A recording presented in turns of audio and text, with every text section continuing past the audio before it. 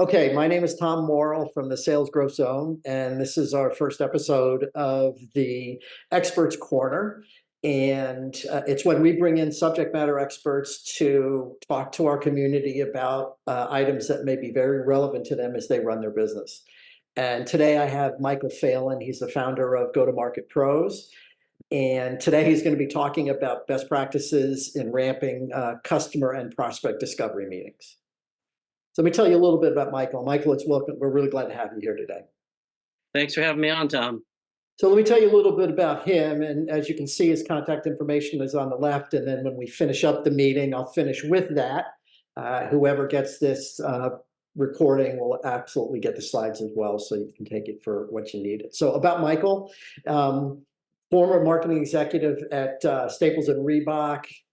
His business is focused on help SaaS companies grow revenue. An example is QuickBase. He helps with market expansion, entry, and bringing to market any new products and services. And he's also got an account-based marketing methodology that he's termed marketing, the magnet marketing. And he's also very well known for his best practice studies. And you can see here, he's got a few of them. Sales forecasting, training and coaching, and interestingly enough, which heavily applies to what we're all dealing with now, which is best practices in cutting tech stock 20 to 40%, which is happening to everyone in the industry. And as of late, he's running a program that he has on the market today, which is best practices in ramping customer and prospect discovery meetings. He's launched it. It's got very favorable reviews. And it's very practical and pragmatic, and really just helps all of us close more business. So, Michael, thank you for participating in this call. I really appreciate it, and we're excited in what you can talk to us about. So let me tell you. Let's talk a little bit about what's changed. So what's changed in since 2023? So we ended 2023. What has changed? What were the discoveries in 2023, and now what behaviors is this driving in 2024? Yeah, there's been more change, I would say, in 23 going into 24 than certainly in the past 2 years in terms of sales, pipeline, demand gen, engaging prospects. I did a big study in Q4 of last year, and I personally interviewed about 100 sales executives, sales ops, sales enablement, revenue ops executives to talk to them about pipeline and just about the health of sales. And several things came back on that. One is that we're seeing a trend for a lot less discovery meetings. And I would call that the center of the pipeline. In fact, it was down about 30%.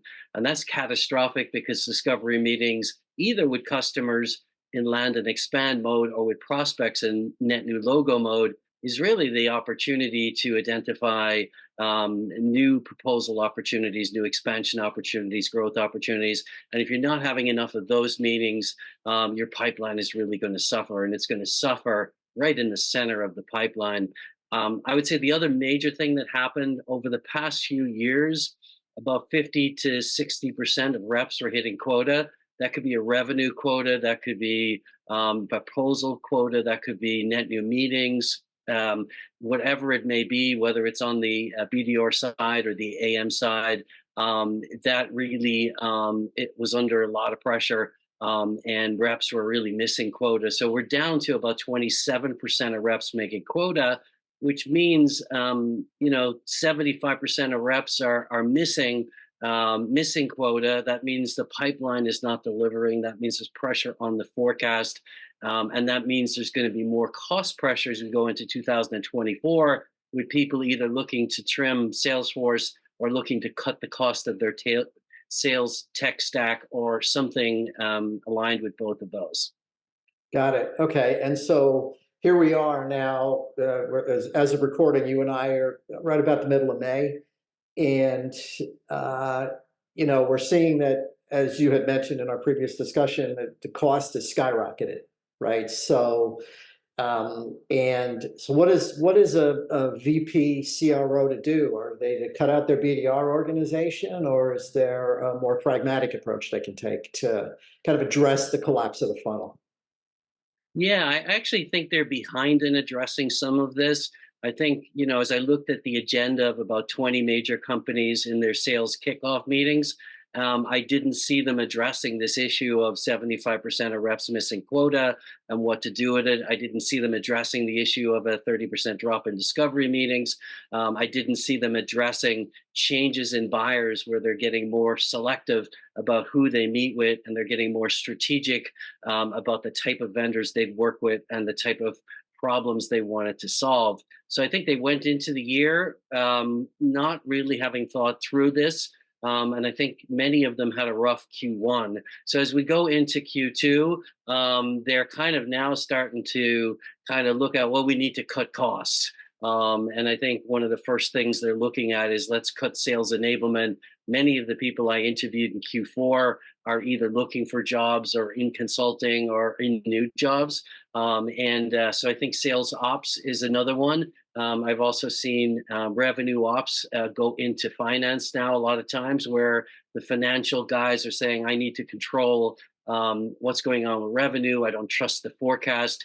So I think they're late to the game in making these changes. However, based on my research, I've identified about 20 different ways that companies can actually ramp customer and prospect meetings. And there are new and innovative ways of doing this. And I think that the opportunity is really to act immediately, act now in May and June, put these programs in place, leverage these sales best practices so that you can, in fact, impact Q3, Q4, and into Q1 of 2025. Which is a great point, because all of us in sales know that what you're doing today will affect later. So it's not like you do something today that it's going to affect tomorrow, other than trying to negotiate and close or maybe some tactical things. But at the end of the day, what you start today will have an impact a few months down the road. So, and kind of go back on a point you just made a second ago, which is, you're right, ops and sales enablement have had their total restructuring. The reality of it is that those circumstances or needs, just because the resources left doesn't mean the problem, i.e. collapse of the funnel in that case, still don't exist. Right? So they have Yeah. to be addressed. Yeah, and I think in a lot of cases, sales enablement people, they kind of came out of sales training, pure sales training. And a lot of that sales training, was, how to use all the different technologies and how to follow a sales process. And while that's all really good training, it wasn't really addressing what was happening, which was we're not getting enough quality at bats with our customers and our prospects.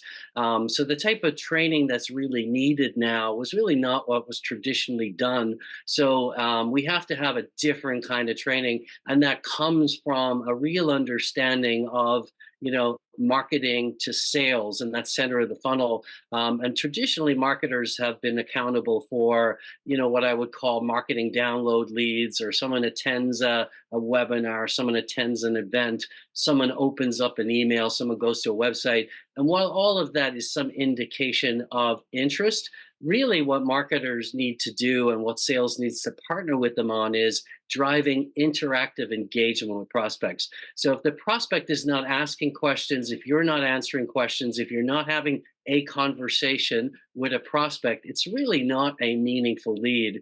And so a lead in the future should be some level of interaction. And it doesn't have to necessarily be a meeting. It could be an interaction via email, via chatbot. It could be someone asking a question in a webinar. And what I find a lot of times is people ask questions in webinars all the time, and they're not answered live because the presenters use up all the time presenting. And the marketers always promise that the questions are going to be answered after the webinar, and they never answer the questions. So the real value of a webinar is what your prospects and customers are asking during the webinar. And that's the piece that marketing and sales let fall through the cracks. So anytime our prospects and customers are asking us questions and interacting with us, that we should hold as the most valuable piece of the webinar, and not just the attendees who may be silent during the webinar and may not respond afterwards. The ones that will respond are the ones that are engaged. So I think we need to really change the way we're incenting marketing, the way we're rewarding marketing, and the way we're handing off to sales in the future. So it's interesting. I think when we were talking about this, which I'm excited to what you're bringing to the table today, is that When you say interactions, right? So interactions, you talk sales process, but interactions are, as you mentioned, email. Well, then comes the point where there's an interaction when we're reaching out to a prospect or customer for that first meeting again. And everything's been done a certain way, but you seem to have something of a different approach. You know, when we talked about this past few times about discovery, right? Everybody's heard the term discovery call or discovery meeting. It's in every sales methodology book you've ever read, but yours seems a little bit different. You have somewhat of an approach you've been really viewing and actually implementing that takes that to a different level and it really touches to those interactions. Can you talk a little bit about it?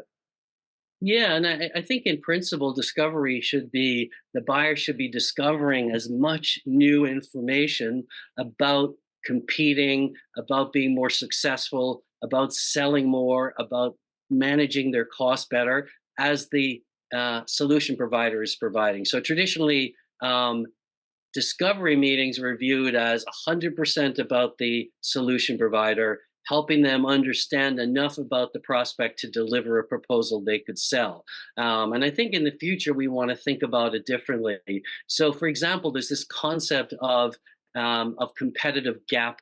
Identifying competitive gaps or competitive gap selling. And it's the competitive gap between your prospect and their best in class peers. So I'll give you an example. I was having a conversation with Target and I was talking to the head of marketing technology at Target. He's responsible for buying all of the advanced technology. And I said to him, well, how many vendors do you meet in a typical month? And he said, maybe one or two. I said, how many approach you in a typical day? He said, 50 to 80. So he's very selective about who he meets with. And I said, well, how do you choose the ones you meet with? He says, it's nearly always the same thing. They identify how our competitors, such as Sephora, is doing a much better job at us on something like advanced marketing personalization. They identify the performance gap. They give us some insights into what's driving that performance gap. And we will meet with them to discuss that. Now, keep in mind, at that point, I've really not even pitched my product. I've not even got into my features and benefits. What I've got into is I can help you understand a performance gap. I can help you bridge it. I've got insights from my own company, but I've done the research on your competitors and you, and I'm going to point that out to you. Every single buyer will take that meeting every day of the week. And none of these companies that are out there providing training are dealing with that at all. And in fact, what the trainers will say is, study the customer intently. Now, certainly you should study the customer and you should be intelligent about what they do and what space they operate in.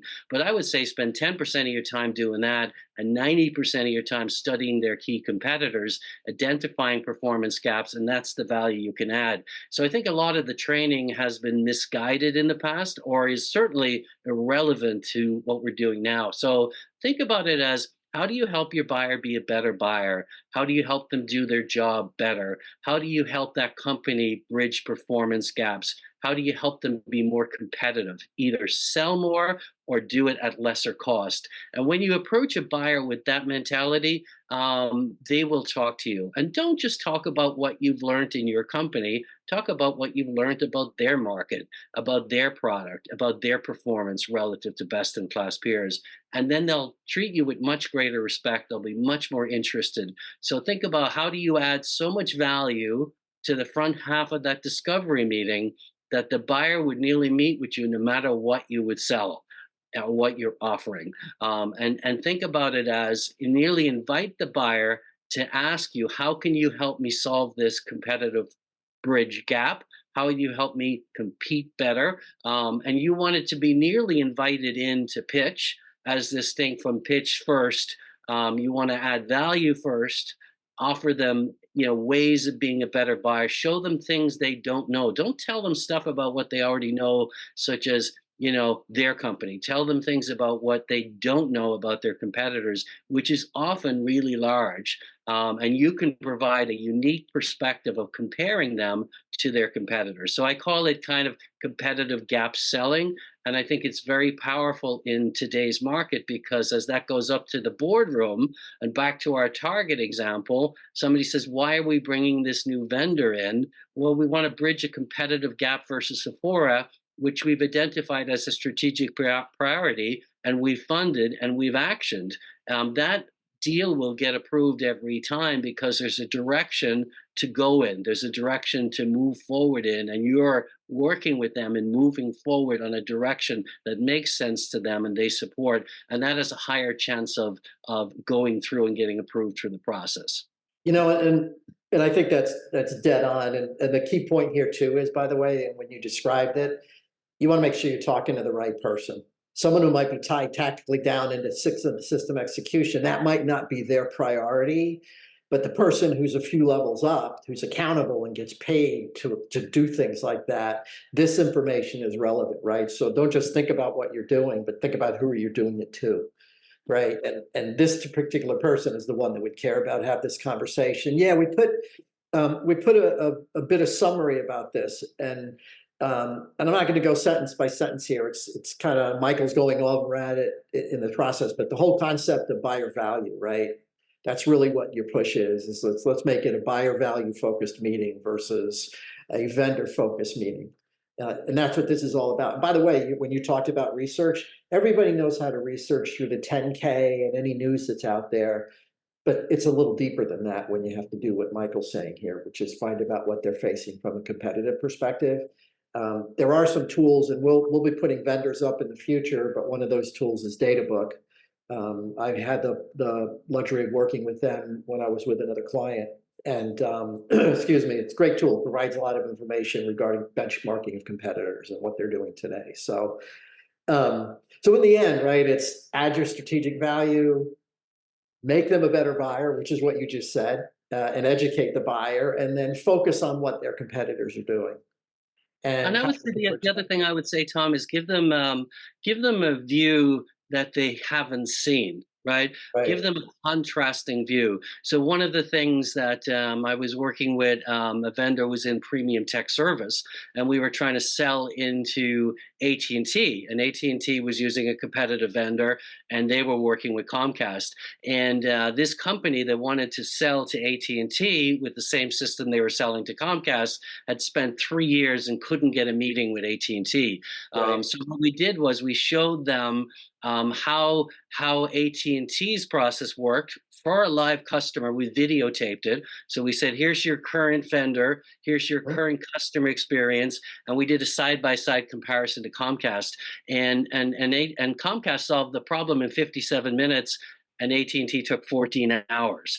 And so they were able to see this is what our service delivery is versus Comcast service delivery. And the net result of that was that this vendor got a meeting with AT&T that they never would have gotten. So if you give them an experience of how their customers experience different technologies, or in some cases, how their employees experience different technologies, like right. what a day in the life of working with your product and technology would be like with one company versus their company. And so you want to get the emotional piece of that in. You want to pull some of the learnings from the B2B, B2C marketers into the B2B world, and give the sense of what it's like to drive that car, what it's like Yeah. for the customer experience, what it's like for the employee experience. So these are different perspectives and contrast and compare tools that very few vendors are actually doing. And it's very, very powerful if you do it, and it's of high value if you do it, and you will get engagement when you take the time to show that comparison in a way that's meaningful to them and that's new to them. And one thing, and this kind of goes back to something that came out years ago, but there was a program, I think it might still be out, called Strategic Selling. And you had to put together a blue sheet, which is basically called, okay, let me look at this opportunity within this account. And you had to gauge the victories across the organization, one of which was personal wins. And if my job is to make this more better user experience for the buyer or anything along those lines, that's a personal win for me. Yeah. Right. And so don't hesitate also to take into account that you're trying to walk in their shoes. Right. So Yeah. this is great. So let's talk a little bit about all right, so now you're there or you're preparing for it.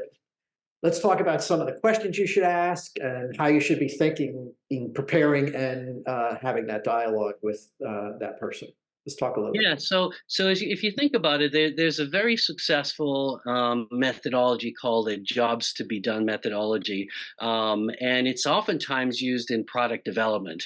And you really kind of, so what I'm doing is applying these jobs to be done methodology to a discovery meeting, which is really creating a product, if you want to say it. So you kind of talk to the customer about, how are you solving this job today? How are you solving this problem? You talk to them about their process first, what works in that process, what doesn't work in that process, and then you talk to them about, well, what output are you trying to achieve, and how are you going to measure that? And then you talk to them as you would in a factory nearly. You'd say, well, what kind of tools and processes and resources are you using to get that output, and what is good or bad about any of these different resources? So as they're describing what they're using, what they think about what they're using, you're really learning from that, and you're identifying gaps and opportunities. And then you ask the kind of what's really missing. Like, what would you like to do today that you can't do in this process? What are some future goals that you'd like to achieve with your existing resources? And then you finally ask, well, who is your respected peer on solving this problem? Who's doing a better job of you on this problem, and why and how? And you're actually collecting all of that up, and you're sharing it with the next company you talk to, and so forth. So you're gathering up who's doing an excellent job and why. And one of the things I've found in terms of giving back to prospects is prospects don't care when you share best practices if you've actually engineered that best practice. They just care that you know about that best practice and can educate them. So sometimes I find clients and they don't have relevant case studies. So when the prospect says, who's doing a great job in my industry? What lessons can I learn from the best in class? A lot of vendors are completely flat footed with that. And this methodology, what it does is study the best practices of the best in class 5 or 10% of companies in the space, and you share that on these meetings. You enable your BDOs to share it and so forth. So you add a huge amount of value. Even you're not delivering all that value, you're sharing all that value. So don't be so caught up on the 2 or 3 case studies that you have. Get caught up on who is really driving performance in this sector and what are they doing, and that will create a much more meaningful conversation with you and the buyer, and create a lot of value. And then what you do is you aggregate all those learnings, and you turn it into content marketing, you turn it into webinars, you turn it into, now you're presenting what the best in class companies are doing in their industry, and they will get attracted to that, and it will be one of the best performing content marketing programs that a company can do. That's great. That's great. And obviously, there's more questions that one could ask, but I think we're getting the theme here, which is how you should prepare and what you should discuss. And it's definitely a departure from what we do today. But clearly, as you mentioned earlier, cutting cost, complex sellers, there's more of a lens on anything that people are buying right now. So coming in like this will definitely give you more credibility. So now it comes time to implementation. So Yeah. know that the whole concept of implementation, all well and good, this is good stuff. There's a lot of good stuff out there, but let's talk about implementation in a way that'll stick, right? Because you have experience with this. Let's talk a little bit about how they should go about it. Yeah, so I've studied about 20 different ways that companies can ramp prospect meetings, and I've done that by interviewing teams, individuals, and teams, high performing teams. So there's the good news is there's a lot for us to choose, and some of them will work better with other companies. Some of them are very referral and introduction driven. Other ones are very much driven on performance gaps. Other ones are driven in terms of showing people a different lens and having them understand things in a different way.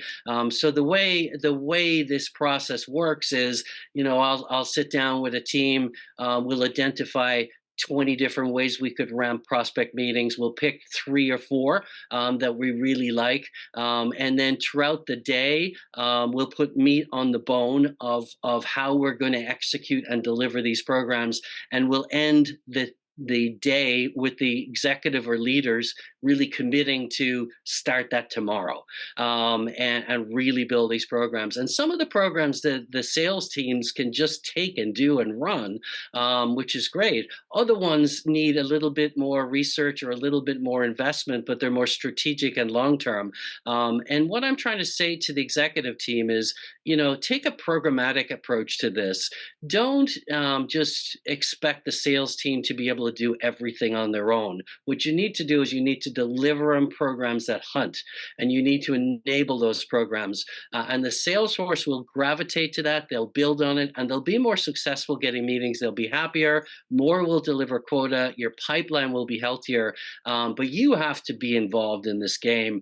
You have to support this game. And if it means doing some research on the top performers on the industry, do it. If it means working with marketing to collect all this best practices from this meetings to communicate, do it. If it means becoming an analyst for your industry on best in class performance, do it. So we pick the 3 or 4, then we establish some metrics around that. How are we going to judge that? We make sure the budget and the assignment is behind that, and then we really leverage. Like I do a program called moderated prospect meetings, where I actually set up the meeting for the company, and I moderate the first section of it along the lines of the questions you just discussed, and then on the back half, the company then adds specific value of what the prospect has talked about and what needs. So you don't waste any prospect time. You're only delivering what they want. You've listened intently to them. So that loop of feedback, if we do 10 of those meetings, 50 of those meetings, 100 of those meetings, we're getting so much smarter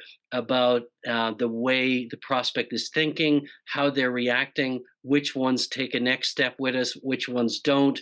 And the sales team are getting more proficient at coming across as a best practice led expert in their industry, and they go from one meeting to the other, and they can leverage other meetings. I just talked to Target, and Target said this. I just talked to Sephora and said this. And so we kind of, start to build that into our training, start to build it into our templates, and then we're driving things in a programmatic, systematic way.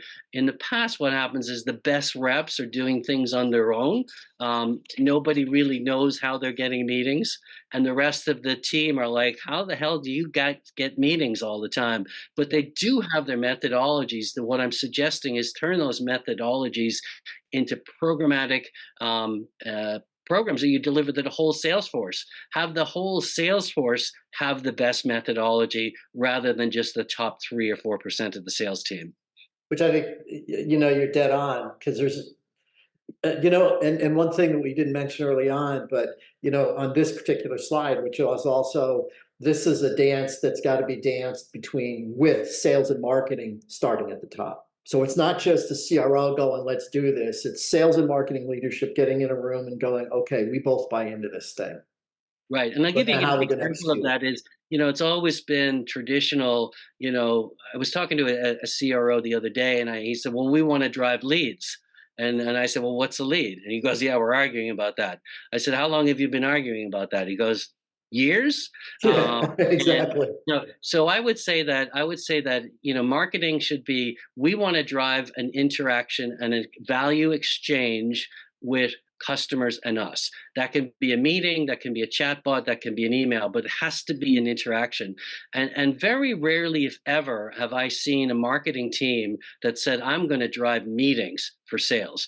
And with these methodologies, you can actually move further down into the buyer engagement. You can go from, don't waste your time doing marketing download leads when nobody can convert them to meetings. Drive directly to a meeting. So if you offer enough value, the buyer will meet with you, and you can go. And so in many of these moderated prospect meetings, the prospect has never even heard of the company that they're meeting with. They would never even dream of meeting with them. So you can actually break through with a zero brand or a zero awareness proposition to having a really meaningful engagement with a buyer. So for a lot of companies, they're not like Salesforce.com, where they've got a massive budget, or Marketo or some of these companies. They really have a great product, but they can't get these buyer meetings. So don't try and boil the ocean, with millions of emails and millions of this and all kinds of advertising, come up with a very smart stealth focus program that can be very effective from an ROI perspective. But marketing and sales partner up to it. Let's drive meetings. Let's get in a room and figure out. So I had one CEO that I was impressed with, and he had 100 companies that he wanted to target.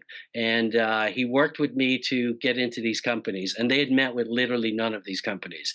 And they were not a well-known company. They were a Canadian company. And through this methodology and other methodologies, we got his sales team to meet with 95% of the top 100 retailers in the US. And they ended up closing some big deals from it. So they were not a well-known brand. They wouldn't even be considered to be a leader in the space. They weren't on any Gartner Magic Quadrant. So they didn't have that much to offer. And they didn't even have any strong referral retailers to use. The only retailer they had was Sears, and nobody was interested in hearing what Sears had to say. And Sears was considered to be a dog retailer. So when they brought up their only retail customer, they were excluded from the process. But through a best practices methodology and through this kind of sharing methodology where we're giving best practices, we're learning best practices, and we're sharing best practices, we were able to kind of get them into the game. And then they were able to aggregate all that content and have the best content marketing probably in their space. So it can be done very effectively. And I think people are a bit jaded. They think they've tried everything and nothing works. But actually, there is a science of what works, and there is research on what works. And if you open up your mind to really look at the top reps in the world and how they get meetings, there is a real rationale to the way they do it. And I think we can accelerate that by turning it into programs and by adding technology to it and by making it more systematic and offering it to the entire sales force. Well, that's great. And then kind of the bottom half of this, which really is, so we've got the agreement, we've got the programs, we've, got the commitment, the tools to train for everyone. So the key here is that, kind of the last few bullets on this is come up with metrics that you can track that aren't overly sophisticated, but can really attack what you're trying to understand, which is conversion or interactions. And then put a feedback loop in months, and I say monthly also on this one. It's not just the metrics and the KPIs and the dashboard, but what feedback are we getting from the team in terms of receptiveness from the people they're trying to talk to? Is it holding water? Are they getting more information? Can we tweak it at all? What's working and what isn't? And then kind of the last piece is with every job, because we all believe that the frontline sales manager, they are the tip of the spear. And therefore, we have to be able to help them help coach their particular direct reports on how to be able to effectively do this. And then kind of organizationally, they have to be held accountable to doing it. Let's try it at least. We can't have a good sample group unless we do it. If it works, it works. If it doesn't, since we picked 20, if one works and three don't, then we'll move on to the next three. Right? Yeah, and I've had people, we record the calls in many cases, and I've had the product development people listen to the calls. I've Right. had the product marketing people, the sales training, sales enablement people, even some of the C-suite and executives listen to the calls.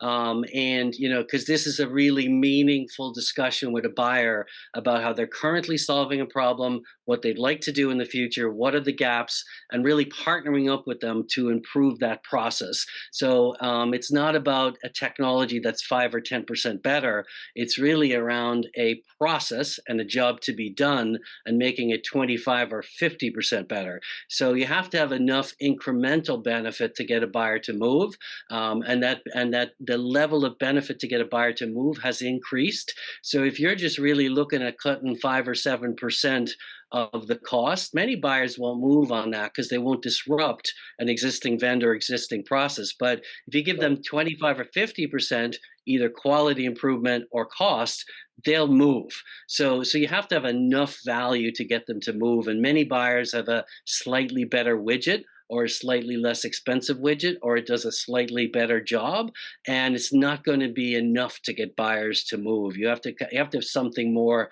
significant, more strategic, more meaningful to them. Well, yes, and then we can move on to the next piece. But in reality, and maybe I'm dating myself, but what everybody always said was you can't go wrong with IBM. Take the Hmm. conservative route. Don't make changes. Yeah. Therefore, whatever we're doing right now, especially in today's environment, whatever changes you have to propose have to be very compelling. Yeah, and if you look at the pipeline, about 40% of the pipeline goes dark, um, and or in many cases doesn't buy anything.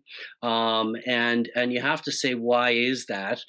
A lot of sales, professionals will say, well, the buyer was never qualified, the buyer, but in many cases, the reason why the buyer doesn't buy is because there's not a compelling enough business proposition for the company, and it's not strategic enough for them. And when it goes up through the ranks, it gets killed. And that's why this performance gap selling is so important, because that's one of the things that actually is really meaningful to most companies. They think about it all the time, they worry about it all the time, it comes up in meetings all the time. So vendors that latch onto this performance gap selling really are much more strategically aligned with buyers than those that are just selling a 5 or 10% cost reduction or a slight improvement in quality. And by the way, and just in closing on this one, which is what you're describing isn't requiring you to train 150 salespeople and implement an entirely new methodology. You're really just providing a very specific, discrete activity that's structured in a certain way that can move the dial up if executed appropriately without having to kind of drive huge change management initiatives for the entire organization. This is something that can be grabbed out pretty quickly. True. I mean, any individual rep could grab this concept and implement it tomorrow morning. Um, Exactly. or the company could help them and actually do a best practices study with the top, you know, 5 or 10% of the industries they're addressing, and give them the data and give them the research and give marketing the research. So it can be done at an individual level, it can be done at a department level or a company level. But you're right, it's not a mega heavy lift to do this. It's a Right. change in focus, right? It's kind of taking the buyer's perspective of what are they being asked to do when they go into the C-suite and the board meeting. And nearly every board meeting and C-suite meeting I've been at, people always say, why is our competitor doing a better job at us than this? Absolutely. Absolutely. And for years, having been in my particular expertise, every methodology we've ever implemented, it always said, well, competitive strengths and weaknesses. It really never just said, when you do this sales thing, when you walk in, this is a data point you need to carry in your bag. Right. So Yeah. this is actually a nice concept. That's why I wanted to have you to have this conversation, because I think there's been significant value. So here's an interesting thing. You and I talked about this, but you had mentioned people can get in Massachusetts reimbursed for attending this program. Tell me a little bit about that. Yeah, and we're talking about the 1 day training and kind of interactive workshop on ramping both customer and prospect meetings. And I think that people need as much help ramping customer meetings. They may not know it, but they do need as much help as prospect meetings. But it's a 1 day session, and we go over the top 20 programs. We pick the top 3 or 4. We put meat on the bone, and we end the day. We're going to start to execute this tomorrow.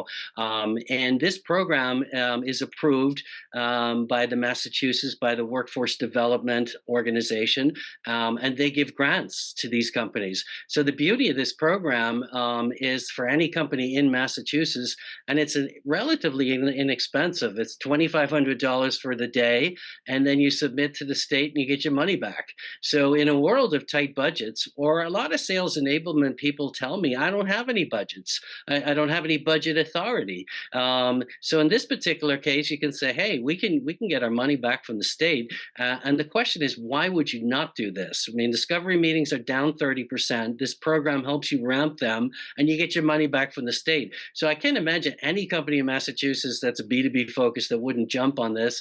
And the program is really easy. You just execute the program. It's a 1 day program, and you just pay for the course, and then you submit for reimbursement. So, and the nice part about this is you can submit any kind of training for Massachusetts-based employees. They just have to pay insurance in the state, which all Massachusetts employees pay.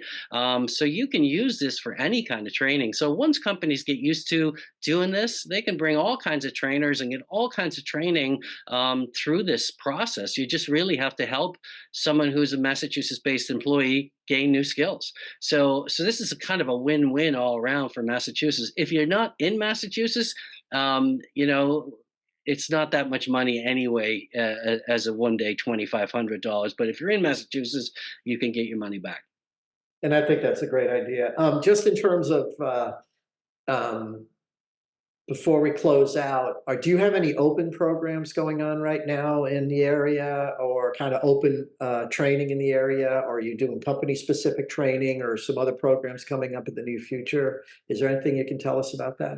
Yeah, it's a good thing. Yeah, I'm doing client specific ones right now, Okay. and it's but I was thinking about should I, and I'd be interested in your perspective. You know, should I offer this to a broader set of employees? And you can come as an individual, or might I offer this to an organization like Mass Challenge, who I've worked with before in the past, or some kind of business incubator program, or a Massachusetts business organization, or Chamber of Commerce, or something like that, where they could, maybe raise some money for the organization, and some money goes to support the program. So I'm definitely open to that, because we could do this in a good size forum as well. We could have 100 or 200 people. We could break into tables, and that way people would learn from other companies in the space, while taking tools back for their own company. Or they could go as a team of 4 or 6 salespeople, maybe with their manager and things like that. So I'm definitely open to an open forum, and those kinds of things. I just haven't put it together yet. Yeah, that's why I brought it up. Food for thought. I've launched a few programs where not all the biggest companies there, but that doesn't necessarily mean the need. Excuse me, the need wasn't there. So I've done open sessions, or public sessions, right? Yeah, Which it's a broad base of people that learn from each other. I was just asking about that one. I wasn't sure whether or not you were doing that. So, yeah. um, well, Michael, I certainly appreciate the time we've been able to spend together. And for anybody who wants to get in touch with him, as I mentioned, you'll have access to this when we post it on the website. And I know Mike, Michael, you're going to be sending it out as well. But if you want to get a hold of him, here is his contact information. I'm sure they could reach out to you directly if they had any questions about this, or wanted to talk a little bit further about it. So, with that, is there anything else you want to say before we close? No, I think it's excellent. Thanks for having me on. And the easiest way, you can either go to my website at Go-to-Market Pros there, or email me at Michael at Go-to-Market Pros. And happy to have a conversation. If you're not sure exactly what you need to do, or want to do, or want to learn more, happy to have a Zoom meeting, and talk through the specific nuances of your segment, or your industry, or your targets, and we can zoom in. But always love to have conversations with both sales and marketing professionals about driving demand, and about solving these pipeline challenges that we're faced with in 2024 that are urgent to address. That's great. Well, glad to have you. I'm sure we'll be talking a lot more about this stuff as the time goes on, and more people will be hearing about it. Everyone have a great day. Keep selling. Enjoy your day. Thanks. Thanks so much, Tom.